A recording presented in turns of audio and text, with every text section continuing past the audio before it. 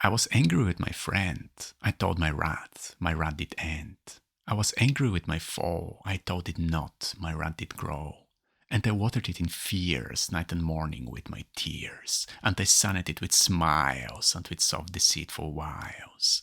And it grew both day and night, till it bore an apple bright. And my foe beheld it shine, and he knew that it was mine. And into my garden stole when the night had veiled the pole. In the morning, glad I see, my foe outstretched beneath the tree. This was A Poison Tree by William Blake. Let's see what it means. We have a narrator who is angry, first with a friend, and then with an enemy or foe. In the first case, he talks things over and thus resolves the problem before it becomes insurmountable. I was angry with my friend. I told my wrath did end. We don't know what that friend has done, and in a way that's the whole point. When we're on good terms with someone, it's easy or at least not too difficult to discuss things, whatever they may be. Perhaps that friend had showed up late for dinner because he had been playing cards in the local inn and the narrator didn't like that. Or maybe the friend had made a sarcastic remark about the narrator's hairstyle. Whatever the case, it got fixed quickly, almost without effort, the way it's supposed to. But when the anger is towards someone the narrator doesn't like, he keeps it to himself and it grows like a tree. I was angry with my foe. I told it not. My wrath did grow. Note that each line of the first stanza begins with I. This type of repetition is called anaphora, and here it serves to show that the narrator is both obsessed and in trouble. I. What is he to do? He could either break the cycle of repetitive thoughts by having a heart-to-heart conversation with his enemy, or he can plunge into the abyss. Unfortunately, he chooses the latter. His wrath completely overtakes him and he can no longer think about anything else. This starts a vicious cycle that nourishes the wrath itself and makes it even stronger after each iteration, as the next lines show. And I watered it in fears, night and morning with my tears. He's obviously afraid of his enemy and even of the idea of talking to him. Maybe the narrator feels embarrassed because he finds the problem too trivial to discuss, or perhaps he thinks that his enemy has done whatever it is that he has done out of stupidity or spite. Maybe the enemy is an obnoxious human being with whom nobody wants to speak. Maybe the narrator has some doubts regarding who's to blame and doesn't want to lose face. Perhaps it's none of the above or a combination of all of these. The meaning can be as general or as specific as we, the readers, want it to be, and the poem can have several meanings at once. It is our task and prerogative to figure out what it means to us. William Blake wrote it some 200 years ago, and now it's ours. We get to interpret it, to see where it leads us, and to enjoy it.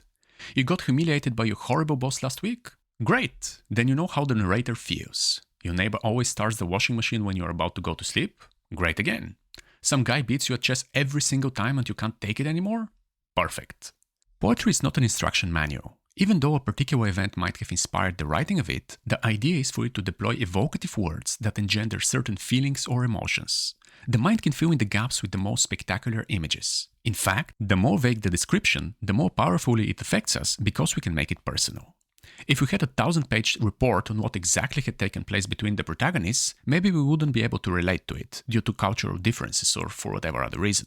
Now that everything is open to interpretation, we can get much more involved. We have one person who has angered another, and the anger has given birth to a seed which is now being watered and is going to become a tree. The narrator's fear and the corresponding tears are what makes this possible. Whoever the narrator is, and whatever the root of the problem. But trees need more than water, they also need sunlight, and the narrator provides that too. And they sunned it with smiles and with soft deceitful wiles. Note that sunt should be pronounced sunned to maintain the rhythm. Today, such a change might sound strange outside a song, but it was common practice in the past. Shakespeare did it all the time. You don't have to take my word for it though. Just read the poem out loud twice, using the proper and the altered pronunciation of sun to see the difference. I was angry with my friend. I told my wrath did end. I was angry with my foe. I told it not. My wrath did grow. And I watered it in fears, night and morning with my tears. And I sunned it with smiles and with soft deceitful wiles. Or, I was angry with my friend. I told my wrath did end. I was angry with my foe. I told it not. My wrath did grow. And I watered it in fears, night and morning with my tears, and I sunned it with smiles and with soft deceitful wiles. Which version sounds better? Is it worth it to break the rhythm just to comply with a random rule? And if it is, why? Everything that stands out draws the reader's or listener's attention to it, and the whole poem has a regular metric pattern, which, together with the stream of anaphoras, contribute to the feeling of repetitive cycles. It's like a bicycle going downhill. Everything is smooth, and the only change is the speed for its accelerating, adding a bump on the road to ruin everything. Anyhow, it's interesting that the narrator cries at night and in the morning when nobody can see him.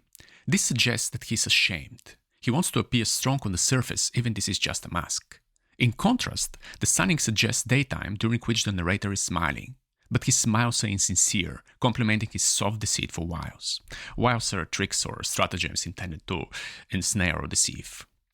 We're not even halfway through the poem and the narrator has already become devious and ready to play dirty. This foreshadows what is to come in the last stanza. We can almost taste his moral suicide. The only way to prevent it is through dialogue. He has to face his enemy and suffer the consequences because the alternative is much worse. But he's not going to do that. He can't. We know it and he knows it. It's too late. The tiny seed of wrath has become a full-blown tree that bears fruit. And it grew both day and night, till it bore an apple bright. It was nourished all the time and it grew all the time. How else could it be? Problems big enough to cause obsession don't just resolve themselves. They need to be dealt with, however uncomfortable this may be, and the narrator does nothing of the kind. He just suffers in silence until his wrath eats him and he's no longer himself. Or perhaps this is who he has always been and the problem has simply made this visible. Whatever the case, we now have an apple. And what does an apple represent?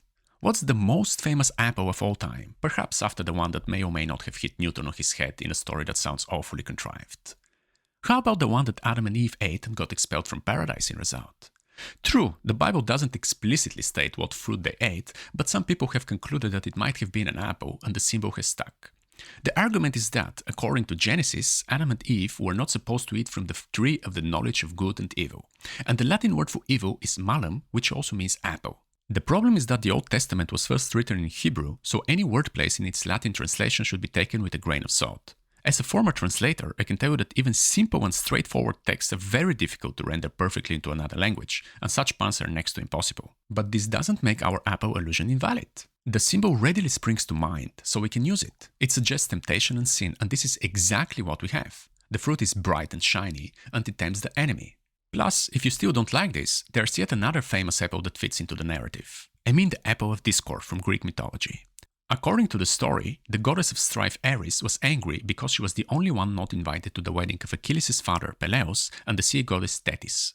To start a fight, Ares went there anyway and secretly dropped the golden apple with the words "to the most beautiful" inscribed on it. Hera, Athena and Aphrodite all assumed that it belonged to them and Ares got what she wanted. Zeus himself did not dare decide which goddess was the most deserving, not least because Hera was his wife/sister and both Athena and Aphrodite were his daughters. They had to send for Paris, the person who would later abduct Helen of Sparta and then turn her into Helen of Troy, thereby starting the war that inspired the greatest epic poem in history. At the time, however, Paris had not shown his true colors yet, so he was still respectable. But even he had to see all the contestants naked to make a call. It was tough. In the end, Aphrodite promised to help him get Helen, and he was sold. Anyway, let's go back to our poem and to the next two lines in particular. "And my foe beheld it shine, and he knew that it was mine." He knew. That's another word alluding to the tree of knowledge and the forbidden fruit. There's no resisting it. The enemy is about to fall, and the narrator is already past salvation.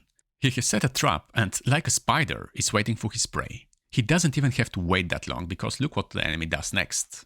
"And into my garden stole, when the night had veiled the pole." The pole is the pole star, which is a star that's usually visible. But not this time. The night is so dark, so powerful that there are no stars in the sky. And this is before light pollution, when even candles were expensive. Only bad people used to walk around at night because they didn't want to be seen. The darkness of the world mimics that of the enemies and the narrator's hearts, for both of them know that they are doing something wrong. Why else would the one use soft deceit for wiles and the other steal into the garden? To steal means to move quietly or surreptitiously, but also to take something that doesn't belong to you without permission. Like an apple. The veils that the night has used to hide the stars are probably clouds, and the protagonist's judgments are also clouded. Both of them see just enough to understand a bit, but not enough to prevent disaster, save themselves, or solve the problem. There are no winners in war, and none shall emerge here, as shown in the last two lines. "In the morning glad I see my foe outstretched beneath the tree." Outstretched, yet another word suggesting growth, although here it means lying on the ground or being dead. As the poem's title suggests, the apple has been poisoned. It has fed on wrath and become inedible. The metaphor works particularly well because anger was frequently associated with the liver, which is the organ that produces bile. And bile is toxic. So toxic that the enemy can't even leave the garden but dies instantaneously right at the crime scene. And yes, a crime has been committed. The narrator confesses to a murder. Gladly. This shows that his moral sense has also perished. Both people are dead, one of them literally. Or is he? Perhaps this is all a metaphor, a mere figure of speech, or even a dream. Who knows? Let's think about this for a moment. What would constitute a metaphorical murder of this kind? How about tricking a weird colleague into doing something that would get them fired or at least in trouble? What about seducing someone only to leave them after that? Or taking any form of advantage of anyone? It's very easy to hurt people without resorting to homicide. Maybe we should remind ourselves of this more often. We should try to resolve our problems while we still can, while we are still in charge, before the instincts take over. Because there will always be those who don't see eye to eye with us. There will always be reasons to fight.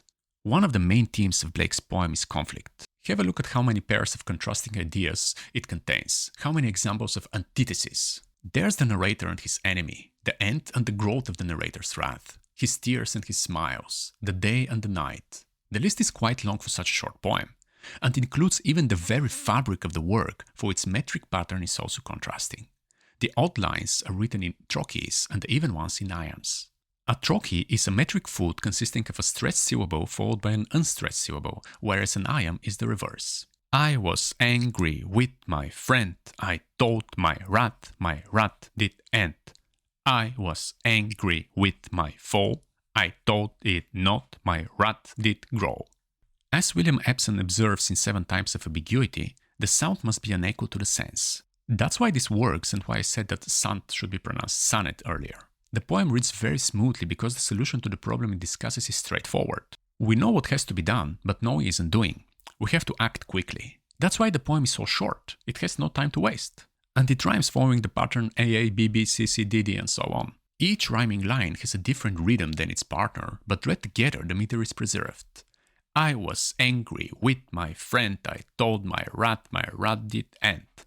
Together, the lines work. By themselves, they are broken. Isn't this beautiful?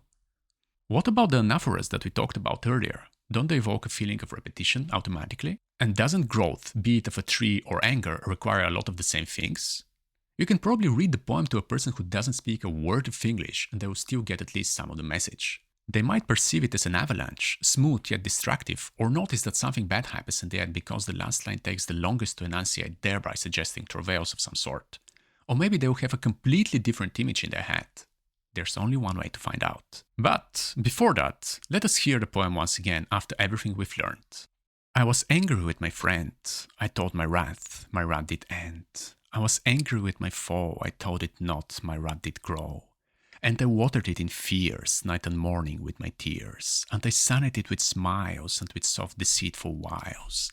And it grew both day and night, till it bore an apple bright, and my foe beheld it shine, and he knew that it was mine.